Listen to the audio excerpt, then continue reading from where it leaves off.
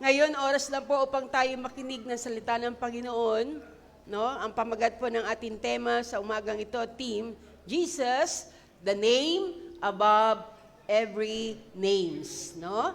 Si Jesus, ang pangalang higit, ang pangalang above o mas mataas kaysa sa ibang pangalan. No? Okay, so ang ating teksto ay masusumpungan natin sa Mateo 1, talatang 21. Matthew 1, verse 21. Ang sabi po diyan sa Tagalog, sa Mateo 1, 21, at siya'y manganganak ng isang lalaki, at ang pangalang itatawag mo sa kanya ay Jesus, sapagkat ililigtas niya ang kanyang bayan sa kanilang mga kasalanan. Okay, no?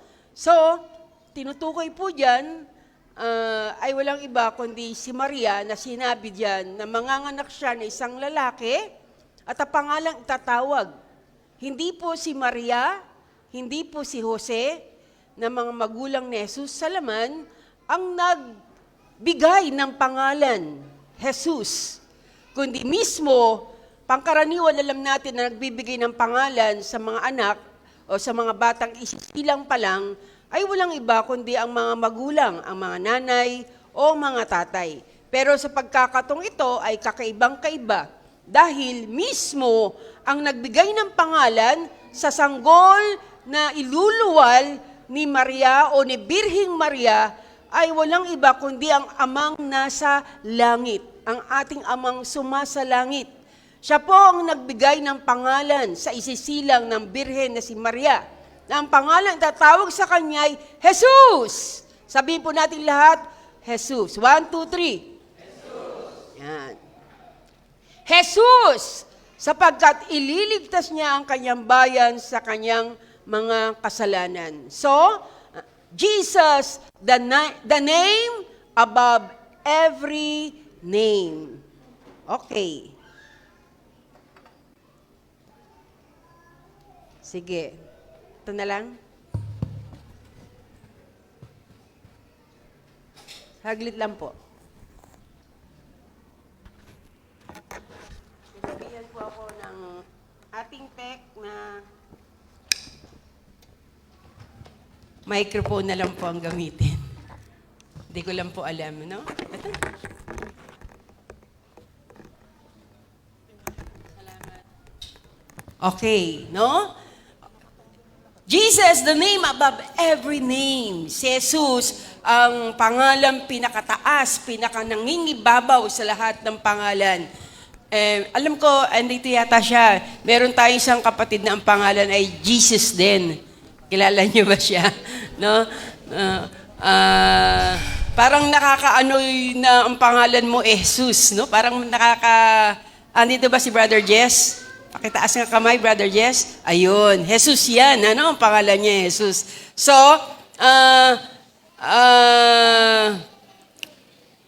praise the Lord. Kung yung may mga pangalang Jesus, talagang dapat maging maingat ka. Talagang dapat maging Kristiyano ka at maging maingat ka sa lahat ng bahay kasi kapangalan mo ang ating Panginoon. No?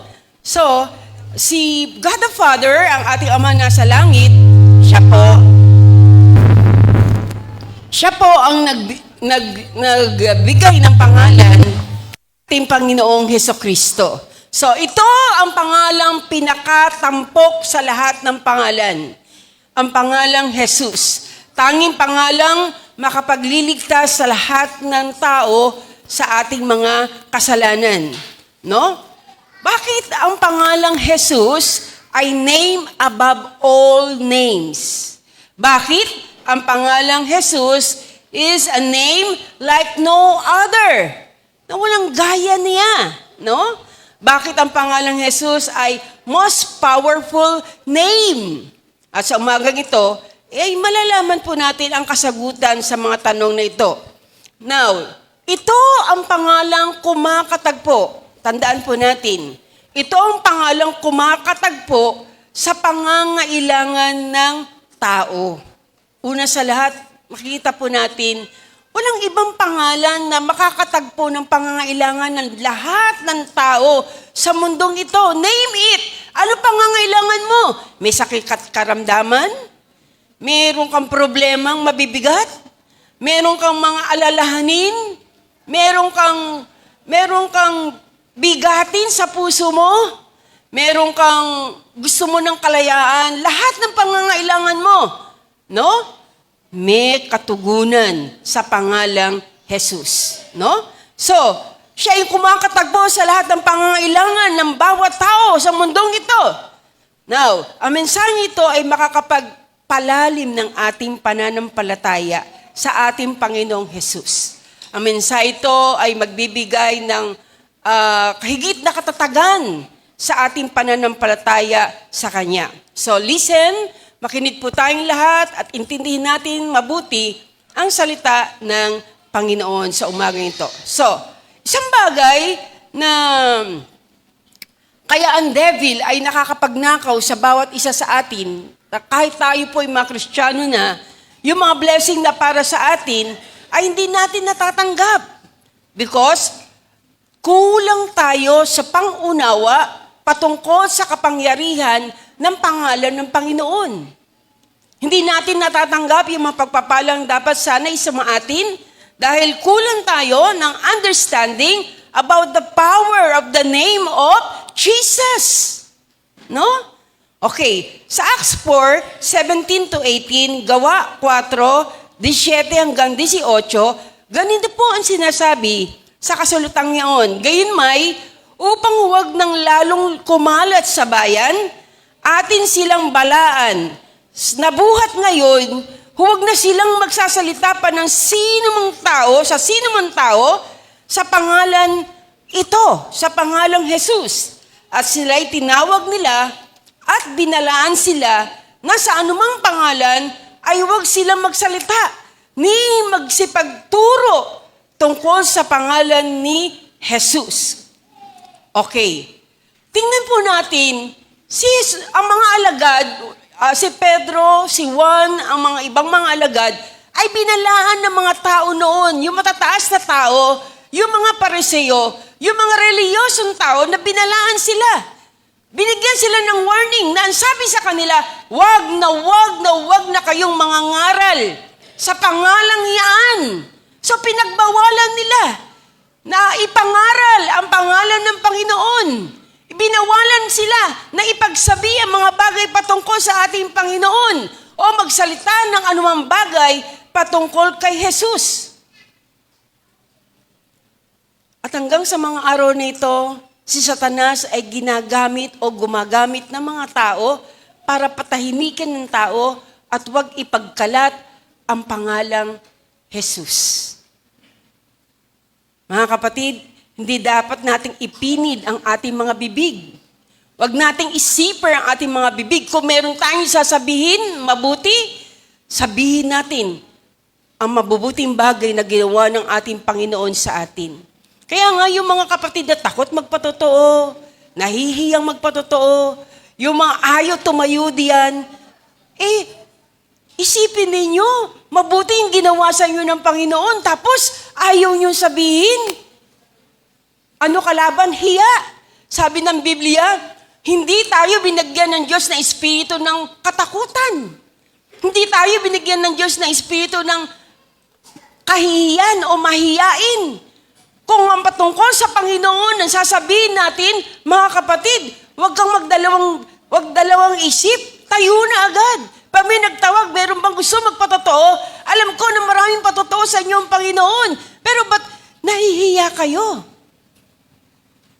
Tama? Huwag tayong mahiya.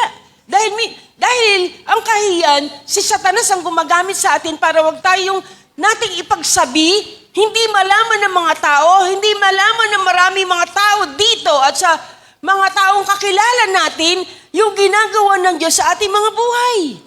Nais po ng Panginoon na kung merong ginawa ang Diyos na dakilang bagay sa buhay natin, kahit matagal na, kahit bago o matagal na, kahit matagal na, pwedeng ulit-ulitin para mapapurihan at maitanyag natin ang pangalan ng ating Panginoon. Amen po ba? Pasikatin natin ang Panginoon. Amen po ba? Amen po ba? Amen! Palakpakan po natin ang ating Panginoon. So, hindi natin dapat itago yung mga gawa ng Panginoon, yung mga ginagawa niya sa ating mga buhay. Ganyan si Satanas.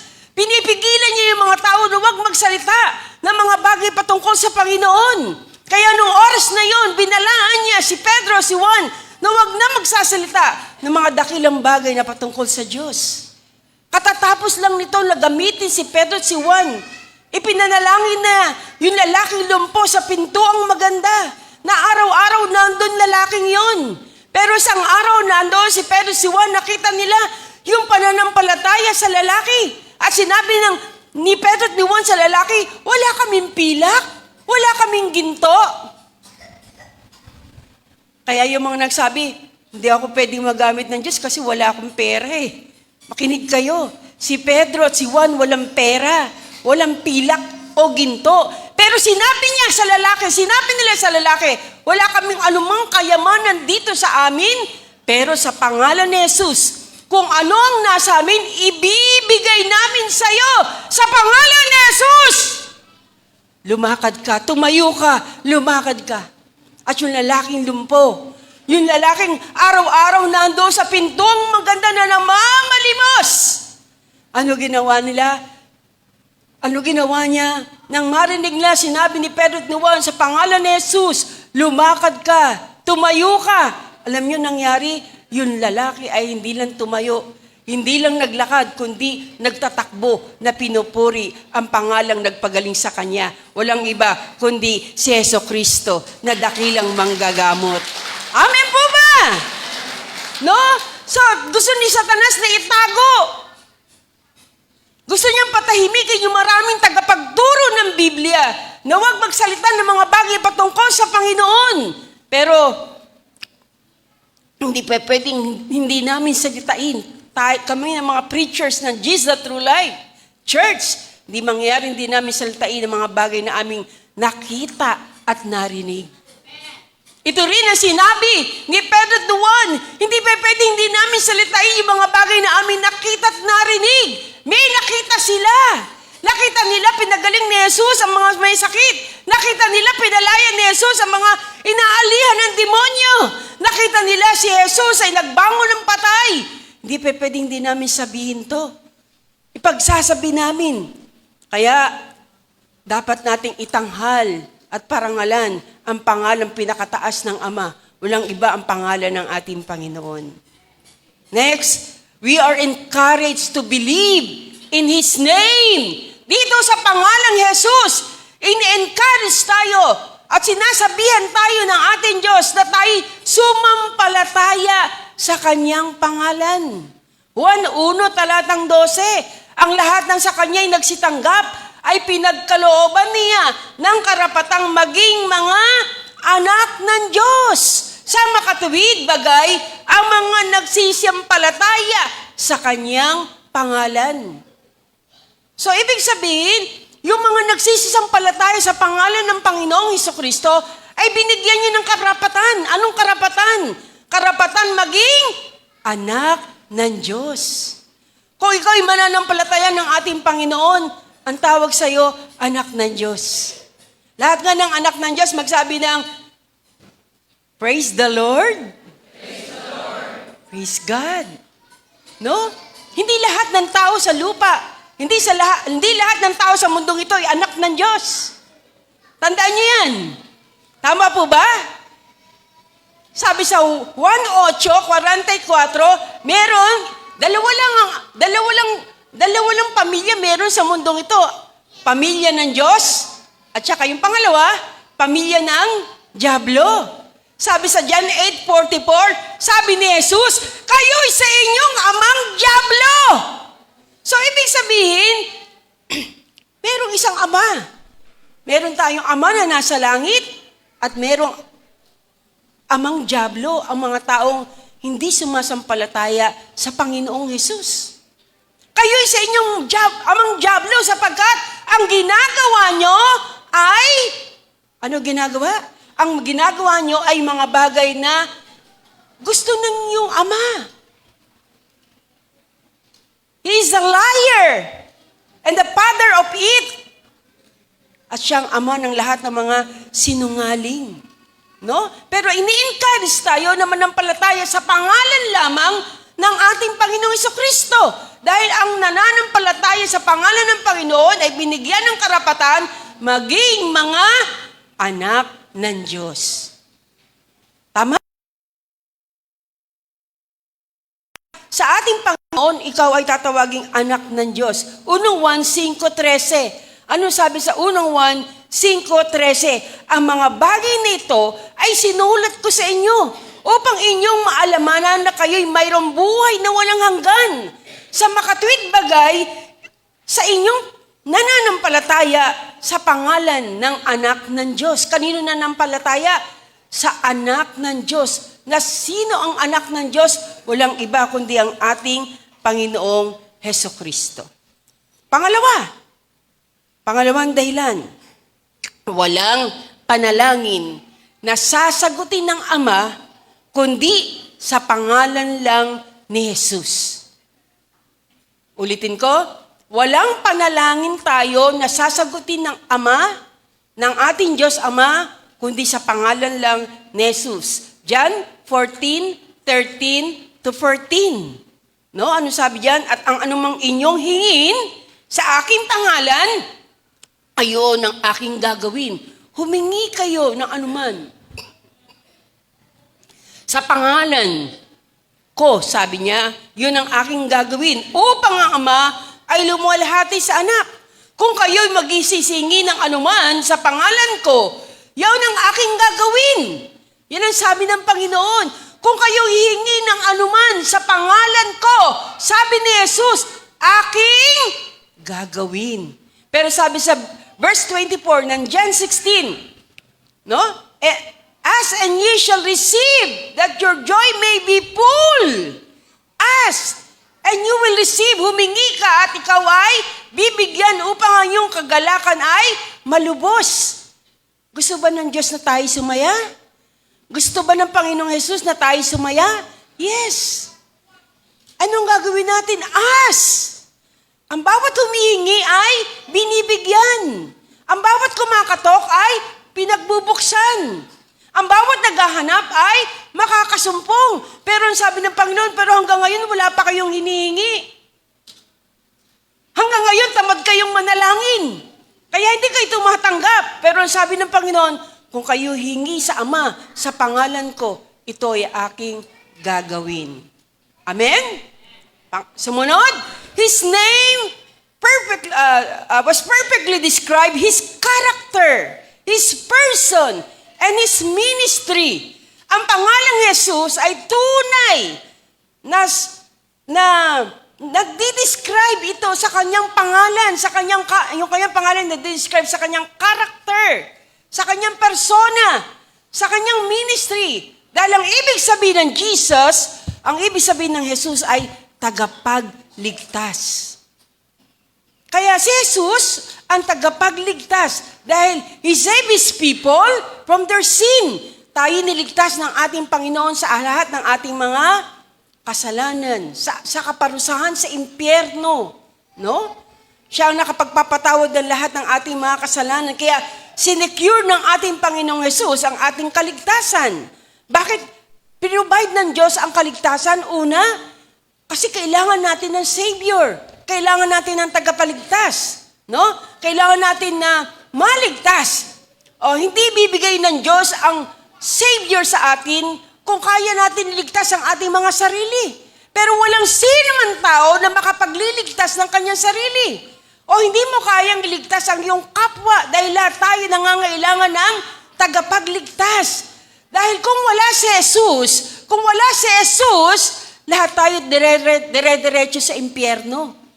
No? Walang kapatawaran ng ating mga kasalanan. Tandaan po natin yan. Very basic, pero minsan nalilimutan natin. No? Pero dahil may Jesus, si Jesus ang gumawa ng paraan upang ang banal na Diyos at makasalanang tao ay magkaroon ng reconciliation. Pagbabati. Nagkabati. Nagkaroon ng ugnayan. Nagkaroon ng koneksyon. ang banal na Diyos at masamang tao nang si Jesus ay mapako sa krus dahil pinagbayaran niya ang lahat ng ating mga pagkakamali at pagkakasala.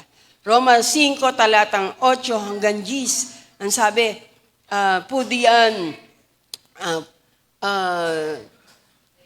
sa bandang huli, niligtas tayo sa galit ng Diyos sa pamagitan niya. Sa pamagitan nino, ni Jesus. Galit ang Diyos sa tao. Dahil ang tao ay nagkasala sa Diyos. Pero pinawi ni Jesus ang galit ng Ama na nasa langit. Nang akuin ni Jesus ang lahat ng ating mga kasalanan. No? So, iniaatang sa ating Panginoong Jesus ang napakalaking misyon. Binigay ng ating Ama ang pinakamalaking misyon kay Jesus na tayo ay tumanggap ng salvation o kaligtasan. Kasi ang Diyos ang nag-provide ng kaligtasan sa atin. Kung wala si Jesus, hindi tayo maliligtas. Kung wala si Jesus, totoo na tayo ay mapapahamak. Pero ang idea ng Diyos na iligtas ang lahat ng tao sa kapahamakan. Kaya nga noong Old Testament pa lang, alam na ng Diyos ang kanyang gagawin eh. Di ba? Nagkasala ang tao. Tapos sa Old Testament pa lang, yung mga tao para maging malapit sa Diyos, ang ginagawa nila, sila ay nag-aalay ng mga hayop, mga tupa, ng mga kambing, ng mga hayop, pinapatay nila sa dambana, at yung dugo, winiwisik nila doon sa dakong kabanal-banalan para magkaroon ng kapatawaran ng kanilang sala. Pero pagdating sa New Testament, wala nang paghahandog, wala nang ganoong uri ng paghahandog. Inalis na, bakit? Ginampanan na ni Jesus ang paghahandog. Inalay niya. Si Jesus ang naging sakripisyong hayop. Si Jesus ang naging sakripisyo na siyang nagbayad ng lahat ng ating mga kasalanan. O kaninong ideya yon? Hindi ito ideya ni Moises, hindi ito ideya ng anumang reliyon, kundi ito ay ideya o kaisipan ng Diyos upang tayong lahat ay magkaroon ng kapatawaran sa ating mga kasalanan. So, Jesus is the Lamb of God. Siya'y walang kapintasan, kaya siya lang ang dapat makapagbayad ng lahat ng ating mga kasalanan. Dahil si Jesus ay tunay na walang kapintasan. So, number 1, prinobide ng Diyos o binigay ng Diyos ang kaligtasan. Number 2, yung salvation ay inoffer niya, inihandog niya sa pamagitan ng ating Panginoong Hesukristo. At pangatlo, application. Tandaan niyo si Jesus ay namatay. Pero meron tayong dapat gawin. Akala niyo tapos na. No? Una, ano ang sabi sa una? Prinobide niya, ibinigay niya ang kaligtasan. Pangalawa, si Jesus Christ ang naging offering. No? Siya yung naging handog para tayo magkaroon ng kapatawaran sa ating mga kasalanan. At ikatlo, application. Ano yun? John 3:16. For God so loved the world, sapagkat gayon na lamang ang pag-ibig ng Diyos sa sanglibutan, ibinigay niya ang kanyang bugtong na anak. Provide niya, ibinigay niya, nagsakripisyo si Jesus. Pangatlo, may gagawin tayo, application. Ang lahat ng sa kanya'y sasampalataya ay hindi mapapahamak, kundi magkakaroon ng buhay na walang hanggan. Amen? Okay, andyan na si Jesus, binigay ng Diyos si Jesus para maging tagapagligtas natin. Pero kung hindi mo sasampalatayanan ang ginawa ni Jesus, hindi ka maniniwala sa Kanya, hindi ka pa rin maliligtas. Naunawaan po ba natin? So kinakailangan sabi, ang lahat ng sa Kanya'y sasampalataya ay hindi mapapahamak kundi magkakaroon ng buhay na walang hanggan. So ang tanong, mananampalataya ka na ba talaga ng Panginoon? Hello? Are you a believer of Christ? Mananampalataya na po ba tayo ng ating Panginoon? Ang lahat ng sumasampalataya sa Kanya, sinasampalatayanan mo si Jesus. Sinasampalatayanan mo ang Kanyang mga salita. No? Maliligtas ka. Hindi lang nagdilat si Jesus ng mga bulag. Hindi lang siya nagpagaling ng mga lumpo. Hindi lang siyang gumawa nagpalayas ng mga demonyo sa katawan ng marami mga tao, kundi higit sa lahat, yung pinakamahalaga, inalay niya sa bawat tao, binigyan ng tao ng kapatawaran sa kanilang mga kasalanan at kaligtasan ng ating mga kaluluwa at espiritu. Sino gumawa niyan? Walang makakagawa niyan kundi si Jesucristo lamang. Amen? Amen? Sabi, Mark 10:45 sa bandang huli, but give His life a ransom for us. Binigay niya, inalay niya ang kanyang buhay para tubusin tayo, para sa atin. No? Kaya nga nang magawa ni Jesucristo ang bagay na ito, pinakataas-taas siya ng Ama. Lalong kuminang ang ating Panginoong Hesus, lalo siya nagningning dahil pinadakila siya at pinataas ng ating Ama na walang ibang pangalan liban sa Kanya kundi ang pangalang Jesus. Ang pangalang Jesus na siyang tagapagligtas na walang ibang pangalan liban sa Kanya.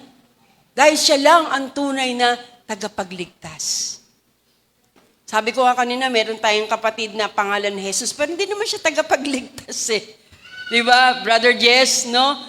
Kahit siya nangangailangan din ng tagapagligtas. Amen po ba? No? Si Jesucristo ang tagapagligtas. Bakit sa pangalang Jesus meron tayong kaligtasan? Number 1, bakit sa pangalang Jesus meron tayong kaligtasan? Dahil siya lang yung ipinanganak na hindi naging kagaya ng nanay at tatay natin, na kaya tayo na-produce, ikaw at ako, ay dahil ang ating mga unang magulang ay dumaan sa proseso na nagkaroon sila ng, nagsiping sila. Pero si Jesus ay hindi dinala ni Maria dahil nagsiping sila ni Jose. No? Napaliwanag ko na sa inyo yan noong nakaraang linggo, no? Noong mga nakaraang linggo. Kundi, Jesus was conceived by the Holy Spirit. Ang banal na Espiritu. Ang dahilan kung bakit si Jesus ay napunta sa tiyan ni Maria. No? Hindi dahil kay Jose, kundi dahil sa banal na Espiritu. And born by a virgin. Pag sinabing virgin, hindi pa nasisipingan ng sino mang lalaki. Si Maria ay nanganak na isang lalaki dahil sa banal na Espiritu at si Jesucristo. Kaya ganoon, para hindi mabahiran ng kasalanan si Jesus. At dahil si Jesus ay pinaglihi ng banal na Espiritu, conceived by the Holy Spirit, hindi siya nakaranas ng tinatawag na original sin. Tama po ba? Original sin. Yung kasalanan pag sinabing original sin, ito yung kasalanang namana natin sa una nating mga magulang na walang iba kundi si Eva at si Adan. Hindi si Jesus dumaan dyan dahil He was conceived by the Holy Spirit. Tama po ba? Lahat po ng taong pinanganak, isinilang at isisilang pa. Kahit bata pa lang, may kasalanan na. Ano tawag sa kasalanan nila? Ang tawag doon ay original sin. Kasalanang minana natin sa ating unang mga magulang. Pero si Jesus ay hindi kabilang yan. Number 2, siya lang yung nagkatawang tao. No? Siya lang yung nagkatawang tao. Sabi sa John 1:14, nagkatawang tao ang berbo. John 1 verse 1, the word, ang salita ay naging ang salita, si Jesucristo ang salita, at ang sabi sa verse 14, nagkatawang tao ang berbo. Siya lang yung nagkatawang tao. No, ang salita ay nagkatawang tao. Pangatlo, He lived a sinless life. Siya po ay nabuhay na walang kasalanan. 31 years old nang namatay ang ating Panginoong Jesus. So for 31 years, hindi po siya gumawa ng kasalanan. Siya po ay malinis. Siya po ay sinless. Wala siyang kasalanan, kaya dapat lang ihandog niya, kaya niyang ihandog ang kanyang sarili dahil hindi siya nagkasala. Pang-apat, Only Christ alone died for the sin of the world. Ang daming namatay, pero si Jesucristo lang ang namatay para tubusin ang tao sa lahat ng kanyang mga kasalanan. Tama po ba? No? Panglima, Christ alone rose from the dead. Siya lang yung namatay at muling nabuhay na muli. No? Yung mga nag-imbento ng reliyon, yung mga tawag doon, yung mga ano nila, yung mga nag-ano sa kanila, yung mga nag-imbento ng reliyon, yung lahat yun nangamatay na, wala na. Pero hindi sila nabuhay na muli. No? Yung Jehovah's Witnesses, yung nag-ano nun, yung tawag dito, yung naging father ng Jehovah's Witnesses. Siya yung gumawa ng reliyon na yun. Patay na, pero hindi na buhay na muli. Yung mga reliyon na alam natin, wala na sila. Yung unang papa, namatay, pero hindi siya nabuhay na muli. No? Yung mga Protestant churches, yung mga nauna doon, si Luther, namatay, pero hindi sila nabuhay na muli. Tanging si Jesucristo lang ang namatay, subalit nabuhay na muli. At hanggang ngayon, buhay na buhay siya. Wala na siya sa pasabsaban. Wala na rin siya sa krus. Siya'y buhay na nasa ating mga puso.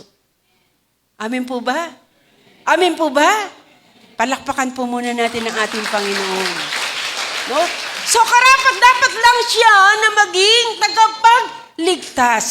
No? Kaya nga dahil sa bagay na ito, tinaas siya ng Ama. Binigyan siya ng pangalan na mas mataas kaysa lahat ng pangalan. At ang ating Panginoon Jesucristo, kahit pinakatataas ng Ama, tandaan po natin, nagpakumbaba siya. Si Jesus lang ang kaya magpakumbaba. Mula nang isilay lang siya. Saan siya sinilang? Sa isang bahay pasabsaban. Sa kulungan ng hayop. Marami sa inyo, pinanganak kayo sa magagandang lugar, magagandang ospital. No?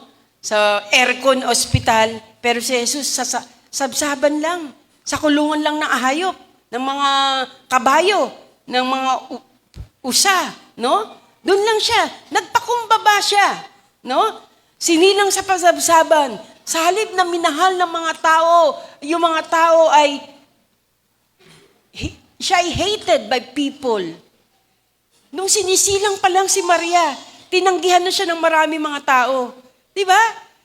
Nang kabuanan ni Maria at maglilihi na siya, manganganak na siya. Katok ng katok si Maria. Sabihin, tao po, pwede po ba? Pwede po bang sumilong, manganganak na po asawa ko? Ano sabi ng mga tao? No room, no room. Wala na kaming lugar. Wala na kaming puwang. Kaya, bata pa lang si Jesus, na-reject na siya ng mga tao. Hanggang sa lumaki siya, na-reject siya ng mga tao. Hanggang sa mga araw na ito, sa Israel, marami pa rin hindi nakakakilala kay Jesus. Sa buong mundo, tanungin mo, nakikita ko yan, do you know Jesus? Sabi doon sa cellphone, sa mga reels, no? Do you know Jesus? Sabi, no, I don't know. Maraming taong hindi nakikilala pa rin sa Kanya. No? Bakit? Yung mga tao, hindi siya minahal. Sa halip na sambahin, sinaktan nila ang ating Panginoon. Binugbog, sinugatan, dinuraan sa muka, nireject. Hindi nakatanggap ng pagmamahal ang Panginoon sa maraming mga tao. Bagaman si Jesus, inalay niyang kanyang buhay para sa lahat, makasalanan man o hindi. Naunawaan po ba natin? No? Sa lahat ng tao, inalay niya ang kanyang buhay, pero ang ginawa ng mga tao, nireject siya, kinrucified siya, hinampas siya, paulit-ulit na ginawa ito, sinaktan nila ang puso ng Panginoon. Pero si Jesus natiling, sinabmit niya ang kanyang sarili sa kalooban ng Ama. Natanging siya lang ang makapagliligtas sa kasalanan ng tao. Kaya anong ginawa niya? Iningatan niya ang kanyang sarili na huwag magkasala nang siya'y nagkatawan tao. Nung alam niya na mangyayari sa kanya, papako siya sa krus. Alam niya na mangyayari sa kanya, magbubuhat siya ng napakabigat na krus. Alam niya na mangyayari sa kanya, hahagupitin siya ng maraming hampas na latigo. na may kawil ng mga bakal. Ano nangyari? Nung siya'y nananalangin sa Hardin ng Eden, sabi niya, kung sana'y lumampas, nanalangin siya na, nalampasan siya ng sarong ito. Nalampasan siya ng hirap na ito. Pero anong sabi pa rin niya? Huwag ang kalooban ko, Diyos. Aking Ama, hindi ang kalooban ko, kundi ang kalooban mo. Nakita niyo po ba? Nang ginawa ng ating Panginoon, no? So, siya po ang naging sin bearer. Inako niya, tinubos niya tayo sa lahat ng ating mga pagkakasala. Kaya nga, sabi sa 1 John 4 verse 14, siya po ang tinawag na the Savior of the world, ang tagapagligtas ng buong sanglibutan.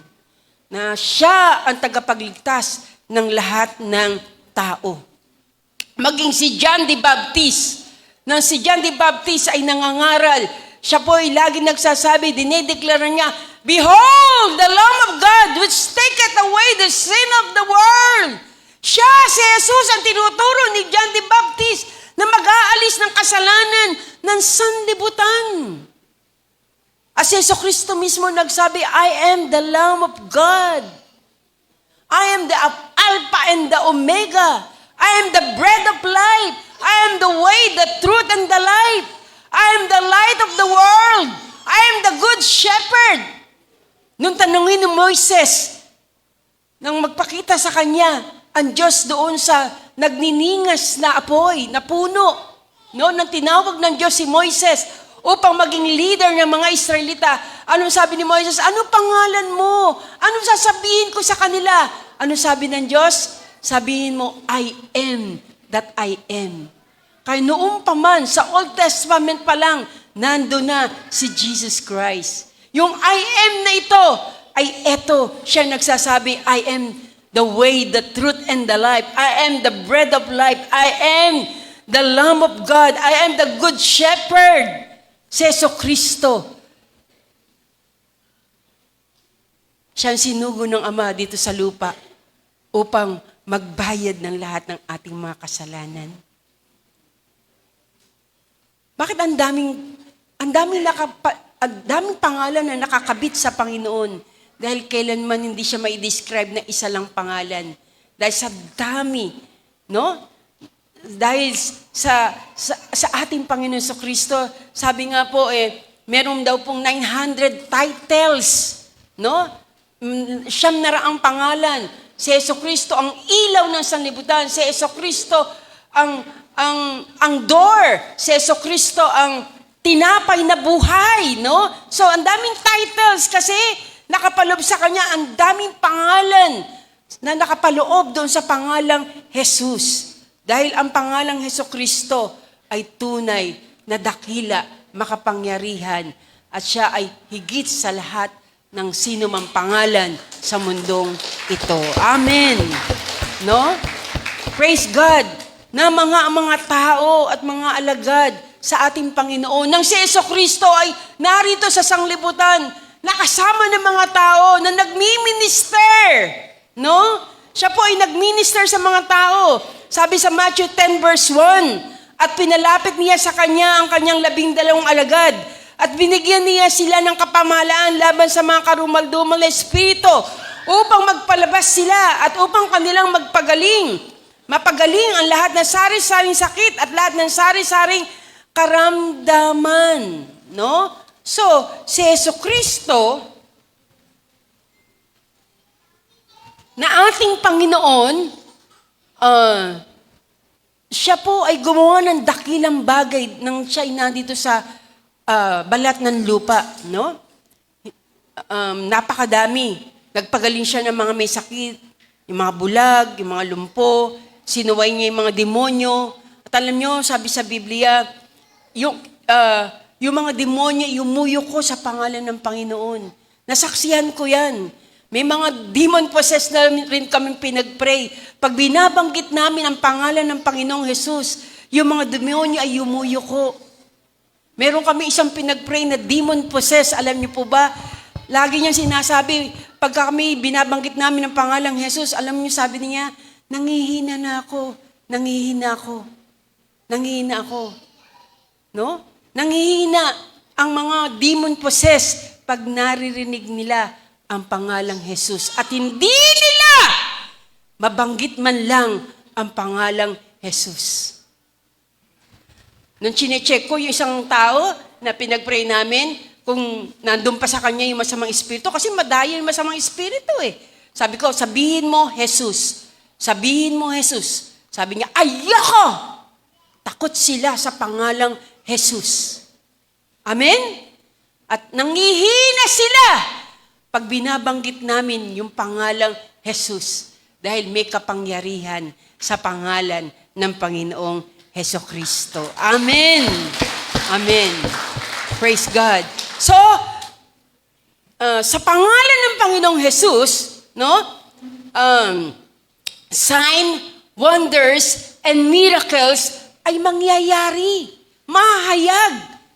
Pag merong binabanggit natin ang pangalang Jesus, pag ginagamit natin ang pangalang Jesus, tandaan po natin, ang mga pastor, ang mga leader, ginagamit lang kami ng ating Panginoon. Hindi kami ang manggagamot, kundi ginagamit lang kami. Pero binigyan hindi lang kami, kundi tayong lahat. No, kahit hindi ka pastor, kahit hindi ka leader, kung mananampalataya ka ng Panginoon, meron ka rin kapangyarihan.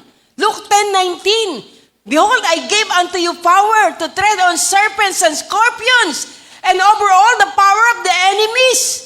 Meron kang kapangyarihan na binigay ang Diyos. Kung ikay mananampalataya, bibinigyan ka ng Diyos ng kapangyarihan upang maghapos ng masamang espiritu, magpagaling ng mga may sakit. No? Ang sabi, signs, wonders, and miracles. Si Jesucristo ang gumagawa, hindi kami. Kaya hindi dapat purihin, o hindi dapat tumaas ang ulo, o hindi dapat magmalaki ang sino mang ginagamit ng Diyos kasi tayo ay servant lang din ng ating Panginoon. Meron kaming karanasan doon sa Pangasinan. Nung nakadestino ako sa Pangasinan, sinabihan kami ng isang lugar, 3 po yung lugar na pinagpapastoran ko sa Pangasinan. Lingayen, Calasiao, at saka San Carlos. Doon sa isang lugar namin doon, pumupunta kami ng hapon, gawain gabi, tapos bukas na kami aalis. Alam nyo, sinabihan kami doon ng mga tao na hindi na kayo makakalabas sa barangay namin na ito kasi kayo ang dahilan kung bakit hindi umuulan sa lugar namin. Sira na yung kanilang mga tanim. Kami yung pinagbintangan dahil daw sa aming mga born again, kaya daw nagkaganon yung kanilang mga palay. So ang sabi sa amin, humanda kayo. Ngayong gabing ito, manalangin na kayo sa Diyos nyo. Dahil kung hindi uulan ng magdamag na to, bukas hindi na kayo makakalabas dito. Naku po. Sabi ko, Lord, ano gagawin po namin? So sabi ko sa mga worker na kasama ko, manalangin tayo. Kami nanalangin, umiyak sa Panginoon, kasi baka totohanin nila yun. Hindi naman kami natatakot, pero kung totohanin nga nila yun, pero alam namin, hindi kami pababayaan ng Diyos. Pero alam nyo, sabihan ng Panginoon, nanalangin kami sa Panginoong Jesus, na Lord, kung paano si Elias nanalangin na umulan. Nang hindi siya nang nalangin siyang hindi umulan. Sabi ko, Lord, paulanin mo po. 12:00 na, hindi pa rin umuulan. Sabi ko, matulog na tayo, gabi na. Sabi ko, sige, tulog na tayo. Manampalataya na lang tayo, nagagawa ang Diyos. Ang sarap ng tulog namin. Alam nyo, madaling araw, 2:00 ng madaling araw, nagising kami sa napakalakas na ulan. Kaya kinabukasan, lumalakad kami nakangiti. Nakatingin sila sa amin, hindi nila kami inano. Bakit? Dahil si Jesucristo. Dahil tumawag kami sa pangalang Jesus, si Jesucristo ang nagbigay ng ulan. Si Jesucristo, na kanyang kapangyarihan, ng pangalan ni Jesus ay may kapangyarihan talaga. Ito pa, pangalawa, nasaksihan ko ito May isa kaming kasamaan sa Bible study. Dati yung Bible study namin tuwing Martes doon sa Manila, sa Santa Cruz, Manila. Sa Santa Cruz, Manila, lalakad ka doon sa Avenida, dami doon magnanakaw. Minsan nakakauwi na kami, gabi na. 10:00, ganun. Kasi minsan nagmi-meeting pa kami. Nasaksihan ko po ito. Yung isang kasama namin, hinold up. Sabi sa kanya, taas ang kamay. Huwag kang sisigaw. May tinurok siya dito sa likod niya. Pero alam niyo, sabi sa kanya, huwag siyang sisigaw. Alam niyo, sumigaw siya. Alam niyo, sinigaw niya, Jesus! Alam niyo nangyari? Yung magnanakaw, naging estatwa. Hello? Hello? Nasaktan ba siya? Hindi. Hindi nanakaw yung bag niya. Kasi sweldo pa lang naman niya noon. Salamat sa Diyos dahil sa pangalan ni Jesus, iningatan ang ating kapatid. Amen? Amen! Praise the Lord! Hallelujah! No? Ito pa, pangatlo. Gusto ko lang sa isa-isa inyo yung mga karanasan. Ako, mismo karanasan ko to. One time, nagbasa ako ng Biblia. Pagtapos magbasa ng Biblia, mahaba yung nabasa ko. Tapos nag-pray ako. Tapos siguro natulog na ako noon, mga 12:00 ng mahigit. No? Pagtapos kong mahiga, hindi pa ako masyadong nakakatulog, hindi pa masyadong matagal ako natutulog, naramdaman ko hindi ako makagalaw. Meron ba sa inyo karanasan ganon? Naranasan nyo? Hindi kayo makagalaw, hindi kayo makakilos? Na para bang nakikita nyo yung nangyayari, pero tulog kayo. Parang half sleep, ganon. Naintindihan nyo? Naranasan ko yun. Tapos pinakita sa akin ng Diyos kung anong nangyayari sa akin. Hindi ako makagalaw. Sabi ko, Lord, ano? Tapos pinakita sa akin ng Diyos kung anong nangyayari. Alam niyo, nakita ko. Kaya pala ako hindi makakilos. May nakadagan sa akin mga paa. May nakadagan sa akin mga kamay. May nakadagan dito sa dibdib ko. Alam niyo kung ano itsura nila? Sino sa inyo nakakaalam yung E.T.? Di ba noon nag-uso yung E.T.? Yung para po bang nilalang na maliliit, tapos malaki ulo, malilit ang kamay at saka yung paa, tapos kulay berde sila, tapos parang may pangil, kalbo sila. Ganun, nakita ko yung mga nilalang, tapos ganun. Tapos, alam nyo, ginawa ko, sabi ko, in Jesus' name! Kitang-kita ko sila. Lahat ng mga humahawak sa akin, nung sinabi ko, in Jesus' name, nagtalsikan sila. At umalis sila. Bakit? May kapangyarihan ang pangalan ng ating Panginoon. Amen! Praise the Lord! At mula noon, hindi ko na yun naranasan. Minsan lang yun, pero pinakrana sa akin ng Panginoon, no? At panghuli, maraming kagalingan na pinagkaloob sa akin ng Diyos. Ang daming sakit na dumating sa akin, pero lahat ng yun, binigyan ako ng kagalingan dahil sa ating Panginoon. Last, yung tuhod ko, nang hindi ako makalakad noon, magtuturo pa ako noon, pero sinabi ko, sa pangalan ni Jesus, hanggang ngayon ka na lang sakit sa tuhod. At mula nung oras na yon, alam nyo, nawala yung sakit sa tuhod ko. Hindi na ako makalakad noon eh. Dinala na nga ako ni Mr. Connie, Pastor Rick sa ospital kasi hindi ako makalakad. No? Chinek yung uric acid ko, hindi naman mataas. Pero praise God, salamat sa Panginoon, makapangyarihan ang pangalan ni Jesus. Kaya nating gamitin lagi sa mga oras na kailangan natin siya, sa mga oras na merong sakuna, may mga bagay na hindi magandang nangyayari sa buhay natin, banggitin nyo lang ang pangalan ng Jesus at makikita yung kapangyarihan ng ating Panginoon. He's the same yesterday, today, and forever. Hindi siya nagbabago. Kung paano ginawa niya yun sa Biblia, no Old Testament, kung paano ginawa niya yun sa New Testament, kung paano ginawa niya yun sa buhay ko, sa buhay nyo, gagawin din ng ating Panginoon kung tatawagin nyo ang pangalan ng ating Panginoon. Amen. Palakpakan po natin ang ating Panginoon. Tandaan nyo, hanggang sa mga araw na ito, hindi nababawasan ang kapangyarihan ng pangalan ni Jesus. No? Sabi nga ng Panginoon, is there anything too hard for me to do? May anumang bagay ba mahirap gawin ko? Wala. Walang anumang bagay na mahirap na gawin ng ating Panginoon. kahit pinakamahirap na bagay, kayang gawin ng Diyos. Pag isang pinakamahirap na bagay ay nangyari, yun ay supernatural. Yun ay gawa ng Diyos. Tatandaan nyo, no? Yung dagat na pula, di ba, nahati yun? Nang tinaas ni Moises yung kanyang tungkod, nahati yung dagat na pula. Di ba? Yung dagat na pula, nang nahati, dapat sana, hindi yung lupa doon basa. Tama? Pero alam nyo, hindi basa. Dahil umaalikabok. Nang dumaan yung mga karwahe ng mga Ehipsyo, umaalikabok yung mga tawag ito, yung mga lupa. Bakit? Hindi basa, kundi tuyo. Paano nangyari yon? Tama? Yun ay gawa ng Diyos. Supernatural. Tanging ang Diyos lang, ang ating Panginoon lang, ang makakagawa ng mga bagay na yon. Amen? Amen? Walang bakery sa wilderness. Pero alam nyo, napakain ang mga Israelita nang sila'y nagugutom, nang sila'y nagpagala-gala sa ilang. Hindi lang 1 taon, hindi lang 2 taon, hindi lang 10 taon. For 38 years, pinakain ng Diyos ang mga Israelita sa pamagitan ng mana na nagmumula sa Kanya. Amen? Yun ay kapangyarihan ng ating Panginoon. Praise the Lord. Amen? At ang Diyos natin pinaglilingkuran hanggang ngayon na hindi nagbabago. Gumagawa pa rin siya ng mga makapangyarihang gawa. No? So, tanging si Jesus lang ang makakagawa ng mga bagay na gayon. No? Tandaan nyo, protection sa pangalan ni Jesus.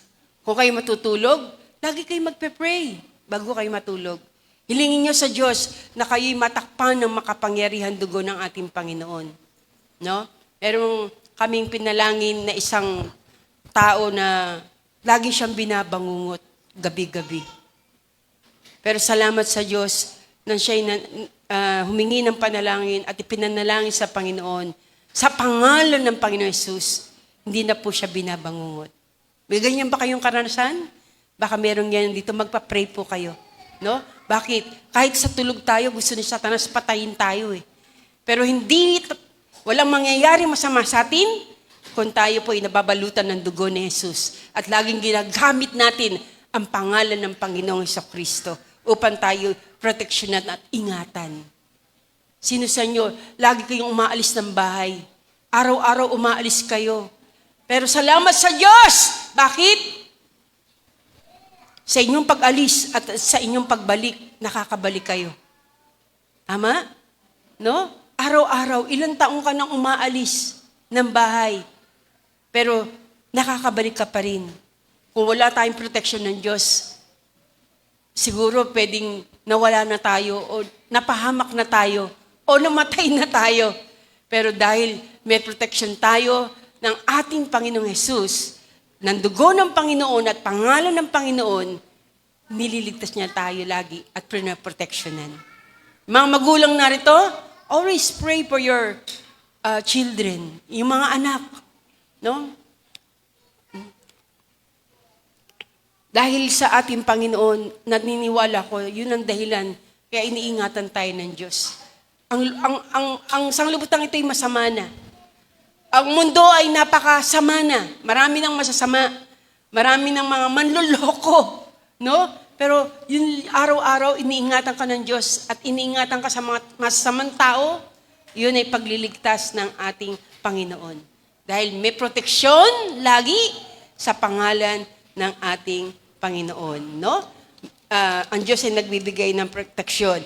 Lagi si Satanas, ang gawain niya is to steal, to kill, and to destroy us. Yun yung sinasabi sa John 10, na tayo ay patayin, nakawan, at tayo ay i-destroy o ipahamak. Walang kabutihan sa dyablo.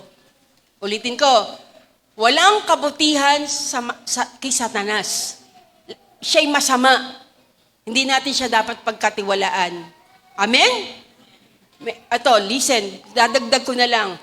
Napanood ko nang nagbukas ako ng cellphone, nakapanood ako ng isang reels, no? Reels ang tawag doon, ano? Yung mga maliliit na short, ano? No? Meron doon akong napanood na reels. Merong isang clip na patungkol sa isang movie. Makinig kayo ha, lalo na yung mga nanay at mga magulang. Merong ipapalabas na pelikula sa Netflix. Mag-ingat kayo sa panonood ninyo sa mga Netflix. Hindi masamang manood noon, pero pumili lang kayo ng maayos. Merong isang pelikula sa Netflix na ipapalabas pa lang, pero pinakita na yung patungkol sa palabas. At naintindihan ko dahil medyo mahaba-haba ang pakita, no? Alam nyo, ang title ay Hello Satan. Napaka ano na ngayon ni Satanas eh. Parang voice out na siya ngayon. Nagsisimula na siyang parang pinasisikat niya yung kampo niya, yung mga gawa niya, no? Hello Satan, Pilipino ano po to na palabas. Ang starring po dito ay si Paulo Contis ba 'yon? Paulo Contis o Cortis?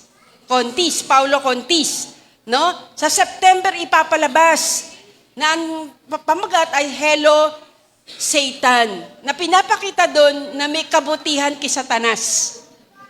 Hello? Pandaraya po ito ng dyablo. At wag na wag po ninyong papayagang mapanood to ng inyong mga anak. Dahil pinapakita dito na mabait naman pala si Satanas. Hello? No? So be not deceived. Wag nating pagagawang ipanood to sa ating mga anak. Let us protect our children. Ingatan po natin ating mga anak laban sa lahat ng mga gawa ng kaaway, no?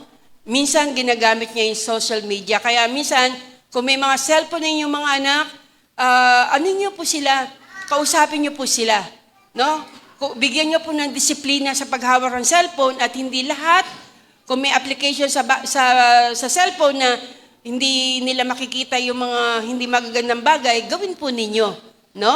So, bakit? Dahil dapat kung matalino si Satanas, dapat mas matalino po tayo mga anak ng Diyos. Sabi po sa Bible, be wise as a serpent, but humble as a dove. Amen? Maging matalino po tayo. Proteksyonan natin ang ating mga anak. Ang Diyos nag-iingat sa atin, ingatan din po natin ang ating mga anak, lalo na yung mga bata, no? Pero, anong punto ko dito? Make sure, tandaan po natin, ito, panghuli na po ito, make sure we honor God sa lahat ng bagay, sa buhay natin sa araw-araw. I-honor natin ang Panginoon. Kung hindi lahat ng tao ay ino-honor ang Diyos, hindi lahat ng tao ino-honor ang Diyos, tayo man lamang i-honor natin ang Panginoon. Pangalawa, turuan natin, teach our family, teach our children to honor the Lord. Kahit bata pa lang, turuan natin sila na i-honor ang Panginoon. Yung mga bata dito, yung mga kagaya nila Kyle, yung mga ganyang edad, pwede na yan turuan nyo, o anak, o yung baon mo, separate mo yung 10%, separate mo, pagka Sunday, maghuhulog ka doon, o galing sa baon mo, o turuan natin i-honor ang Lord. Sa prayer, turuan mo yan mag-pray para sa Panginoon, no? So, bakit? Kung may mga tao na si Satanas ay masyado ng ngayon, yung kumilis din tayo, no? At i-share natin sa maraming kakilala natin na sila man ay i-honor natin ng Panginoon, no? Minsan may dumalaw sa amin, kahuli-hulaan na to. Minsan may dumalaw sa bahay namin, isang Christian din siya. Tapos medyo malapit siya sa amin, no? Tapos Christian siya pero parang may sinalita siyang bad word. Nabigla siya o nasalita yung bad word. Tapos tiningnan niya ako. Tapos sabi niya sa akin, tiningnan yung mga anak ko, okay lang yun, di ba? Magsalita ng gano'n, paminsan-minsan. Hello. Pero alam nyo, hindi ako pumayag na malaman ng mga anak ko na okay yung pagmumura. Sabi ko, pasensya ka na ha? Sabi ko sa kanya, pasensya na po kayo ha? Pero dito po sa bahay nito, hindi namin ino-honor yung ganyang mga salita. Wala po nagmumura po dito. Pinalaki ko po yung mga bata na hindi po magmura. No? Ibig sabihin, maging bold tayo. Na kung bold sila sa pagsasabi ng mali, maging bold tayo sa pagsasabi ng tama at katotohanan. Tama? Para maluwalhati at mo-honor natin ang ating Panginoon sa ating mga buhay. Kaya ginawa niya, tumahimik siya. No? Praise God. No? Kahit sino pa yan. No? Praise God. At alam niyo po ba, tandaan po natin, lagi po natin gamitin ang pangalan ng ating Panginoon. Dahil hanggang ngayon, hindi pa nababawasan ng kanyang kapangyarihan. Hanggang ngayon, ay ang ating Panginoon ay gumagawa pa ng dakilang mga bagay sa ating mga buhay kung tayo po ay sasampalataya lamang sa Kanya. Use the name of Jesus. Lagi tayong manalangin at lagi nating gamitin ang pangalan ng ating Panginoon. Why? Because Jesus, there's power in the name of Jesus, and Jesus Christ is the name above other name. Amen? God bless po.